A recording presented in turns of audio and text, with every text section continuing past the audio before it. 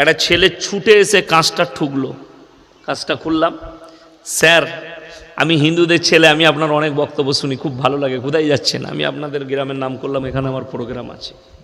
তার মানে শুনে তারা ফেসবুকে ইউটিউবে শুনে, তো যারা শুনছেন তারা শুনেলেন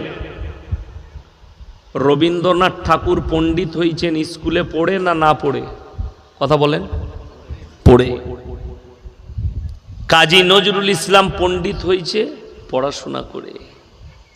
ঈশ্বরচন্দ্র বিদ্যাসাগর আমরা তার হিস্ট্রি পড়েছি, সেই ল্যাম্পের আলোয় পড়তো না পড়তো, আমরা পড়েছি আর কি বইয়েতে। শিক্ষা অর্জন করে শিক্ষিত হয়েছে। স্বামী বিবেকানন্দ শিক্ষা অর্জন করে শিক্ষিত হয়েছে। আল্লাহর কসম করে বলছি, যিনি দুনিয়াতে কারুর কাছে শিক্ষা গ্রহণ করলেন না, পৃথিবীর সমস্ত শিক্ষিতরা তেনার প্রশংসা এবং আজও পর্যন্ত করম ধরে লিখতেই আছে। জোরে বলুন সুবহানাল্লাহ।